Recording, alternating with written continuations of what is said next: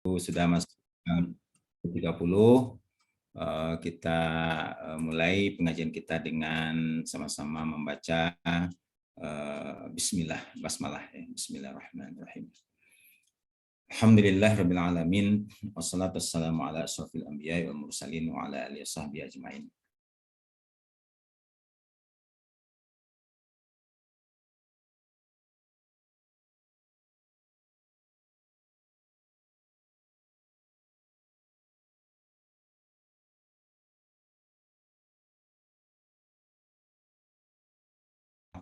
Dan harapan kita semua tentu adalah terhindar dari azab dan dimasukkan oleh Allah ke dalam surganya. Pada kesempatan pagi hari ini, sebelum kita mulai, marilah kita berselawat kepada junjungan kita Nabi Muhammad SAW. Kita akan membahas tentang persoalan khauf. Sebetulnya ada dua terminologi dalam ajaran Islam, ada roja dan ada khauf. Ya, kata roja ini diambil dari ayat dalam surah Al-Kahfi di penghujungnya, ya, nama ana basarum mislukum yuha ilayya annama ilahukum ilahu wahid faman kana yarju liqa rabbih falyamal amalan shalihan wala yusyrik bi ibadati rabbih ahada. Istilah faman kana yarju, itu roja namanya. Ya, jadi roja itu artinya adalah seseorang yang berharap, ya, kepada Allah. Apa harapannya? Yaitu bisa berjumpa dengan Allah. Jadi memang persoalan pertemuan itu sesuatu yang menjadi kenikmatan, ya. Makanya kenapa ada orang-orang mudik, ya, bela-belain mudik, ya, bahkan sampai ada yang pakai motor, anak dibonceng di belakang gitu, ya, jauh sekali sampai ke Jawa, Jawa Timur, Jawa Tengah. Ya, tujuannya apa? Karena ingin berjumpa. Dengan siapa dia ingin berjumpa? Dengan sanak keluarga yang dicintainya. Nah, bagi seorang Muslim, keinginan berjumpa yang paling, ya, yang paling kuat, ya, yang paling dahsyat itu adalah perjumpaan dengan Allah. Ya, di pamangkana yarju liqa rabbih falyamal amalan shalihan wala yusyrik bi ibadati rabbih ahada. Roja, ya, roja. Nah, padanannya adalah khauf. Ya, jadi kalau roja itu ingin berjumpa dengan Allah, kalau khauf itu takut kena azab Allah. Ya, jadi kenapa? Karena azab Allah itu memang harus kita takut gitu. Kenapa? Karena begitu dahsyatnya, begitu, ya, begitu dahsyatnya. Ya, kita lihat misalnya di dalam surah Al-Isra, ya, Al-Isra, ya, di slide yang berikutnya. Ya, di dalam ayat ini, auzubillahi minasyaitonirrajim.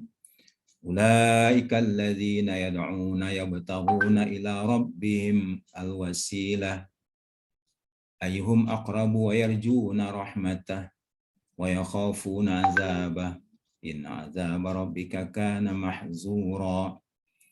Orang-orang yang mereka seru itu maksudnya kalau kita lihat di dalam tafsirnya, ya. Jadi ada orang-orang yang menyembah malaikat, ada orang menyembah Nabi Isa, ada orang menyembah Nabi Uzair, ya. Tujuan mereka apa? Supaya dekat, ya, dan mengharapkan rahmat Allah, ya, dan takut juga kepada azabnya. Ya. Adapun mereka itu sangat takut kepada Allah. Ya, Nabi Isa sangat takut kepada Allah, malaikat pun takut kepada Allah, Nabi Uzair pun takut kepada Allah. Nah, di sini Allah kemudian berikan satu stressing, ya, dalam ayat ini, inna azab rabbika kana mahzura. Ya, sesungguhnya azab Tuhanmu itu satu yang harus ditakuti, ya. Jadi kita harus takut, ya, ketika menghadapkan berhadapan dengan azab Allah Subhanahu wa taala, ya. Kemudian kita lihat dalam ayat berikutnya, slide berikutnya. Auzubillahi minasyaitonirrajim, ini Al-Hijr, ya, 4950. Nabi ibadi, ya. Hai Muhammad, kabarkanlah kepada hamba-hambaku, aku ini, kata Allah, Al-Ghafur, Maha Pengampun, Ar-Rahim, Maha Penyayang. Ya, jadi Allah itu mempunyai sifat Ghafurur Rahim, Maha Pengampun, ya, Maha Penyayang. Makanya kan orang-orang yang banyak melakukan dosa gitu, ya, banyak melakukan kesalahan-kesalahan, Ya, Allah kemudian mengatakan bahwa aku ini sangat pengampun gitu ya, sangat pengampun dan sangat penyayang. Ya, makanya jangan berputus asa gitu ya, jangan berputus asa dari rahmat Allah. Ya, misalkan ada orang yang sudah banyak dosanya begitu kan, nah ya dia nggak boleh tuh berputus asa dari rahmat Allah. Ya, jadi dia harus benar-benar meyakini Allah itu Maha Pengampun dan Maha Penyayang. Nah, kemudian Allah berikan penegasan lagi, wa anna azabi huwal azabul alim, dan bahwasanya azabku itulah dia azab yang sangat pedih, ya, sangat pedih, bukan pedih saja tapi sangat pedih. Kalau kita bayangkan dulu, pernah digambarkan sedikit tentang azab neraka itu, ya, jadi ada orang yang kepalanya dipukul dengan batu sampai pecah berantakan, lalu kemudian kepalanya utuh lagi, dipukul lagi, ya, lalu kemudian pecah lagi, balik lagi. Nah, karena mengerikan itu, Nabi bertanya, itu siapa mereka, hai malaikat? Ya, ada malaikat Jibril sampingnya.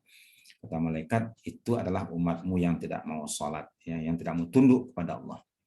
Ya, orang-orang yang enggan ya sujud, rukuk dan sujud kepada Allah, maka kepala itu akan dihancurkan, ya, tapi utuh lagi gitu.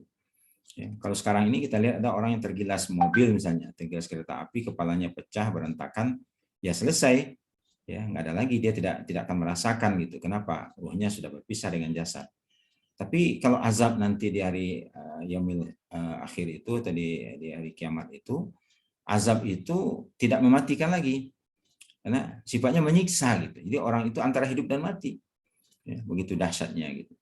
Ada orang yang kemudian mulutnya digunting, ya, lalu utuh lagi, digunting lagi, utuh lagi, digunting lagi. Ya, kata Rasulullah bertanya kepada malaikat, itu siapa? Itulah umatmu yang suka membohong orang, ya, menghina orang, lisannya tidak dijaga, itulah kira-kira. Ya, ada juga orang yang kehormatannya ditusuk dengan bara api gitu ya, itu adalah orang yang pezina. Ya, jadi ini memang azabnya sangat dahsyat gitu, sangat dahsyat. Wa anna azabi huwal azabul alim. Tapi di sisi lain Allah juga mengatakan anal ghafurur rahim. Ya, aku Maha Pengampun, Maha Penyayang. Artinya Allah memberikan peluang besar ya kepada hamba-hambanya untuk mendapatkan maghfirah dari Allah, mendapatkan kasih sayang dari Allah. Nah, salah satu rahmat yang Allah turunkan kepada kita sekarang adalah Ramadan. Ya, jadi Ramadan ini adalah momentum di mana maghfirah Allah, rahmat Allah itu ditebarluaskan. Ya, sama juga dengan sekarang banyak orang yang bagi-bagi sembako, ya, lebaran, paket lebaran. Kenapa? Karena itu berkah Ramadan itu. Itu hanya ada di bulan suci Ramadan, ya, di bulan-bulan lain nggak ada, ya. Nah, jadi itu menggambarkan betapa rahmat Allah itu mencakup ya di bulan suci Ramadan ini. Ya, diampuni dosanya, kemudian terhindar dari azab nerakanya. Ya, makanya kan hadis yang menggambarkan 3 kan, ya, walaupun disebutnya 10 hari pertama dapat rahmat, 10 hari pertama dapat maghfirah, yang ketiga itqu minan nar, tapi semuanya kan satu kesatuan. Ya, satu kesatuan. Bahwasanya orang yang melaksanakan ibadah Ramadan ini, dia mendapatkan rahmat Allah, dia mendapatkan maghfirah Allah, dia juga terhindar dari azab neraka. Ya, nah, oleh karena itu kita memang harus ya memiliki rasa takut yang sangat luar biasa, sehingga kita tidak mau melakukan hal-hal yang akan mengundang kemurkaan Allah Subhanahu wa taala. Nah, sekarang kita coba lihat berikutnya, slide berikutnya. Ini hal-hal yang harus kita takutkan ya. Takut dalam pengertian kita takutkan kita kena azab itu maksudnya. Ya, dengan jangan gara-gara perbuatan kita ini kita diazab oleh Allah Subhanahu wa taala. Yang pertama sekali yang harus kita takutkan itu adalah melakukan kemaksiatan, ya, dan mengerjakan hal-hal yang dilarang. Terus ada rasa takut di hati kita gitu ya, jangan sampai kita misalnya menganggap enteng, ya, enteng gitu. Makanya kan katakanlah dalam Al-Quran, inni akhafu in asaitu rabbi azaba yaumin azim. Ya, aku takut kalau aku melakukan kemaksiatan, azab di hari yang sangat dahsyat. Ya. Makanya Allah kemudian buka peluang juga kepada orang-orang yang terlanjur melakukan dosa. Ya, walladzina idza fa'alu fahishatan aw zalamu anfusahum zakarullaha fastaghfaru lidzunubihim wa may yaghfiru dzunuba illallah wa lam yusirru ala ma fa'alu wa hum ya'lamun. Dan mereka-mereka yang melakukan fahisyah, ya, perbuatan keji. Ya, perbuatan keji itu diantaranya berzina atau yang sejenis dengan itu, ya, auzalamu anfusahum, atau mereka itu menzalimi diri mereka sendiri, ya, Misalnya ada orang yang mengkonsumsi khamar, narkoba dan segala macam, itu kan dampaknya ke dirinya sendiri begitu. Nah, dia melakukan kezaliman terhadap dirinya sendiri. Ya, lalu kemudian apa? Zakarullah. Ya, akhirnya mereka sadar gitu. Ya, ingat pada Allah. Ya, akan kesalahan-kesalahannya itu. Lalu kemudian dia minta ampun. Fastaghfaru li dzunubihim. Mereka minta ampun atas dosa-dosa mereka itu. Wa may yaghfiru dzunuba illallah. Siapa yang bisa mengampuni dosa kecuali Allah? Dan kemudian mereka tidak melanjutkan ya perbuatan tersebut ya. Walam yusiru ala ma fa'alu wa hum ya'lamun, dalam keadaan sadar. Ya, jadi orang yang sekarang hijrah katanya ya, hijrah. Oh, dia dulu mantan pemabuk misalnya kan, dia dulu mantan pengedar narkoba misalnya, sekarang udah bertobat. Nah, disebutnya hijrah. Dan hijrah itu kan berpindah, ya, menjauhkan diri dari sesuatu yang tadinya kita berada di sana, kemudian kita tinggalkan, itu namanya hijrah. Itu yang pertama ya. Jadi takut melakukan kemaksiatan dan mengerjakan hal yang dilarang. Kemudian yang kedua, kalau yang di atas itu dosa besar, kalau ini adalah dosa-dosa kecil ya. Ya, walaupun dosa-dosa kecil pun juga nggak boleh juga. Ya, kenapa? Karena dosa kecil itu ya lama-lama jadi besar juga gitu. Ya. Kan apanya ada istilah gitu kan sedikit lama-lama jadi bukit ya, kan begitu. Ya, walaupun kecil gitu, misalnya dosanya kecil gitu. Apa dosa-dosa yang dianggap kecil, ada sederhana awalnya dulu ya.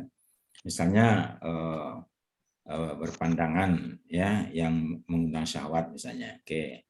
Itu masih dianggap kecil. Tapi kemudian berlanjut lagi dengan apa? Dengan pembicaraan ya, kenalan. Nah, udah tambah lagi dosa besar lagi. Nah, kemudian yang ketiga apa lagi? Janjian, ketemuan ya. Nah, di mana gitu. Nah, setelah itu apa lagi? Nah, berlanjut lagi kepada hal-hal yang lain yang kemudian dosa kecil tapi akhirnya dia melakukan dosa besar. Ya. Makanya kan jangan ya kita membiasakan ya perbuatan-perbuatan dosa yang walaupun kita anggap kecil gitu. Sama juga kan orang kalau bohong itu kan awalnya kecil-kecil dulu bohongnya, ya. Tanya ditanya dari mana, dia dari warung bilangnya dari masjid, ya gitu. Ya, gimana tadi di kantor ada apa gitu? Ah, nggak ada apa-apa, padahal ada apa-apa misalnya. Ya, itu yang kecil-kecil dulu. Lama-lama kemudian apa? Ya, dari yang kecil itu dia berbohong, lama-lama jadi pembohong besar gitu. Ya. Jadi orang-orang yang melakukan perbuatan dosa kecil itu bisa juga melakukan nanti dosa besar. Maka khawatir gitu ya, kita khawatirkan, takutkan jangan sampai kita melakukan dosa-dosa kecil yang nanti akan berdampak kepada dosa besar ya. Nah, kemudian yang ketiga, melakukan perbuatan baik tapi kita khawatir ria gitu. Nah, khawatir ria. Makanya kalau kita khawatir ria dalam melaksanakan sholat tahajud misalnya, ya jangan kita sebarluaskan bahwa semalam saya sholat tahajud. Nah, kalau kita khawatir misalnya infak sedekah misalnya bisa ria misalnya, nah jangan diumumkan, ya, yang diumumkan ya. Kalau perlu bilang ke pengurus penerima zakat kita itu bahwa jangan diumumkan ya siapa yang menyumbang ya buka hari ini ibu itu begitu kan, bapak ini menyumbang untuk berbuka puasa hari ini sekian nasi box misalnya ya, macam-macam gitu. Kalau sekiranya itu bisa mendatangkan ria ya, maka lebih baik kita mengantisipasi. Ya, caranya bagaimana? Ya lebih baik orang lain tidak tahu. Ya, barangnya nyampe tapi siapa yang mengirimnya tidak ada yang tahu, ataupun perlu tahu ya pengurus saja gitu. Ya tidak mengumumkan di publik ya, tidak menjadi viral. Ya, sekarang kan istilahnya kan viral ya. Ada orang yang bagi-bagi duit ya, dilempar-lemparin duit gitu kan. Lalu kemudian diviralkan gitu ya. Atau dilemparkan makanan gitu kan. Yang orang berebut ya sampai ada yang mati dan macam-macam gitu kan. Nah, itu nanti khawatirnya ria. Kemudian ketakutan yang harus kita takutkan juga takut munafik gitu. Ya, makanya di antara doa Nabi kan Allahumma inni a'udzubika minan nifaq. Ya Allah, lindungilah aku dari perbuatan munafik itu. Jangan sampai kita melakukan perbuatan munafik.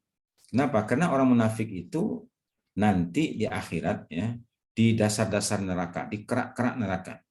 Innal munafiqina fi darkil asfal minan nar. Ya, jadi apa namanya aspal itu kan yang di bawah gitu ya, yang paling bawah gitu. Ya, itu namanya adalah azab bagi orang munafik. Kenapa? Orang munafik itu dampaknya bukan kecil. Ya, jadi kalau orang munafik itu dampaknya besar.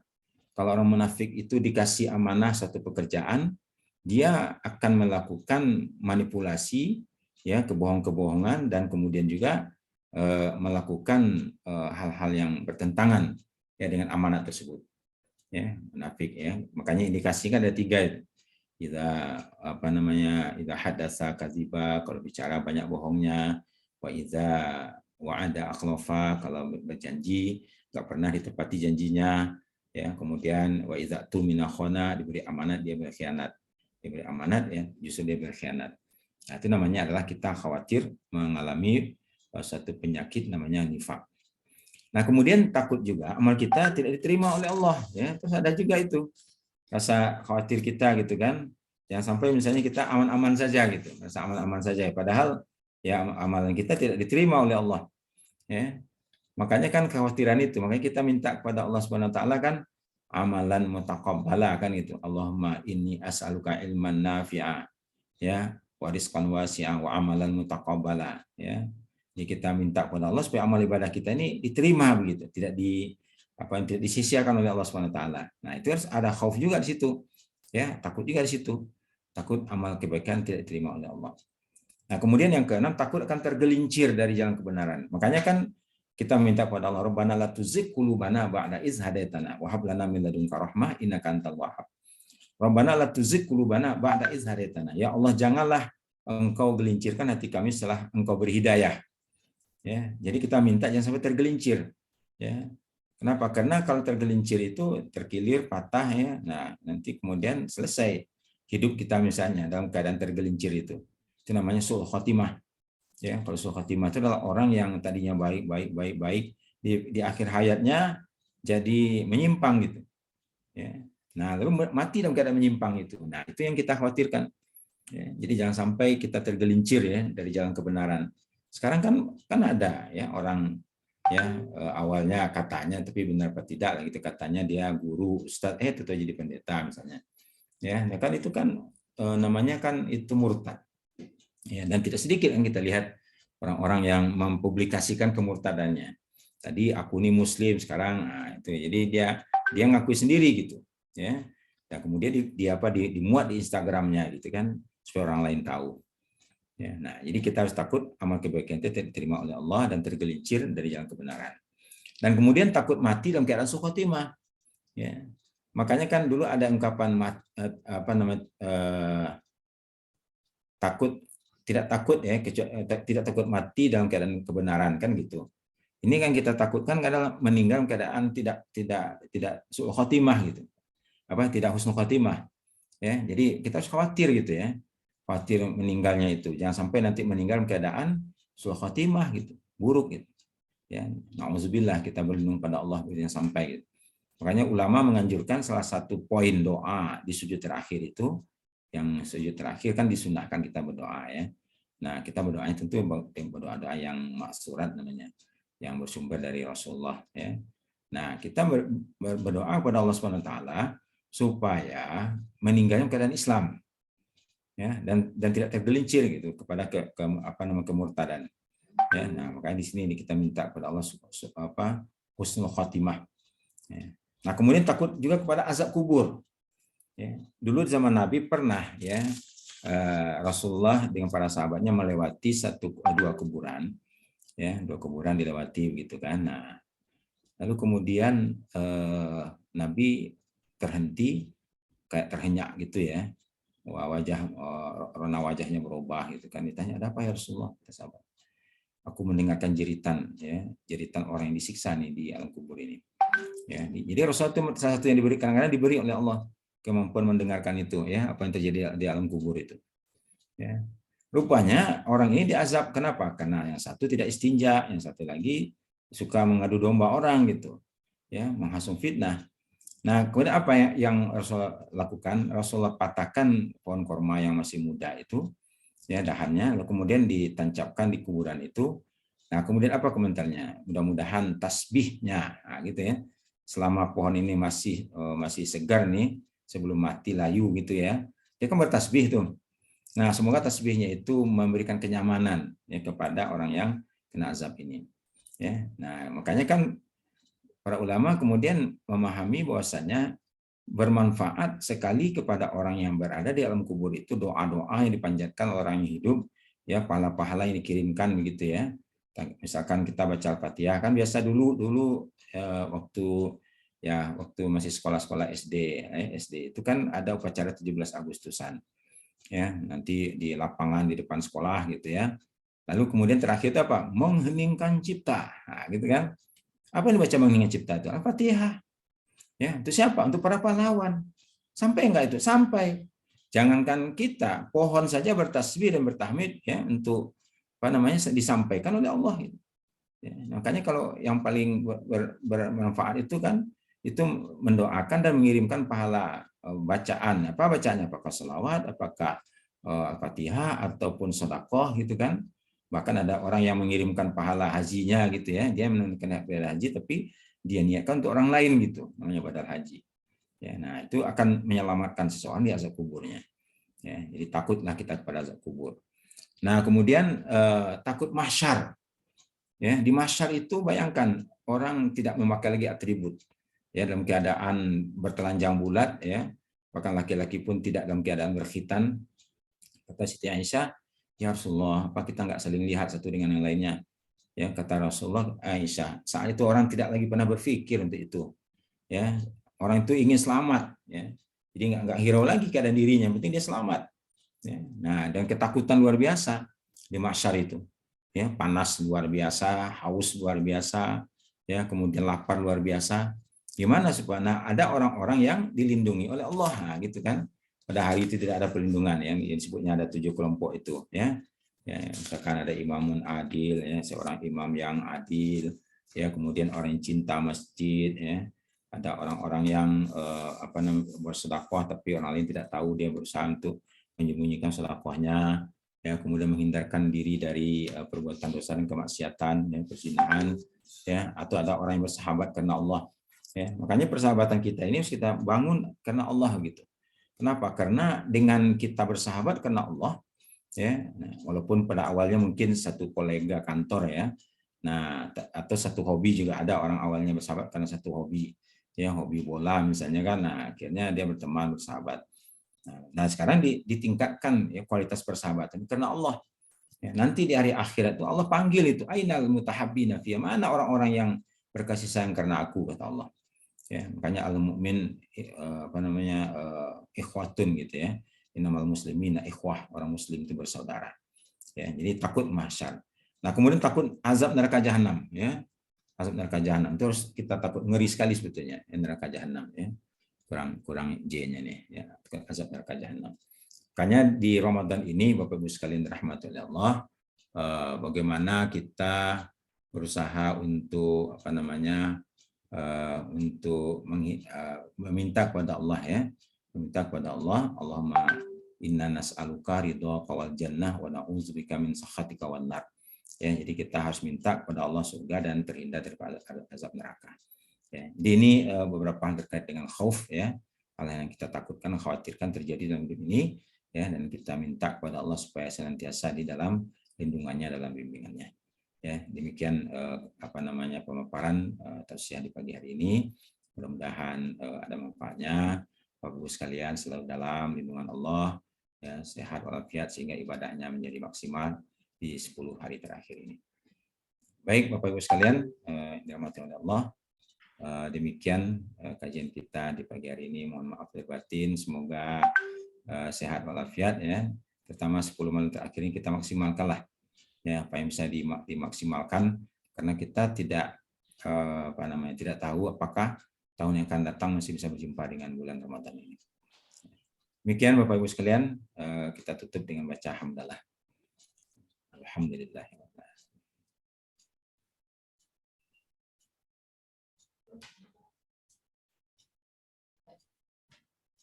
Ini sebagian sudah pada mudik nih Pak Armiadi Haji. Ya. Yang udah pada sepi Pak Ustaz. Pada mudik disuruh cepat mudik kan. Iya. Kalian enggak mudik. Gimana Pak Ustaz, sehat? Alhamdulillah. Alhamdulillah. Baik semuanya, kita ya. Assalamualaikum warahmatullahi wabarakatuh. Waalaikumsalam warahmatullahi wabarakatuh. Sama-sama. Pak Ustadz.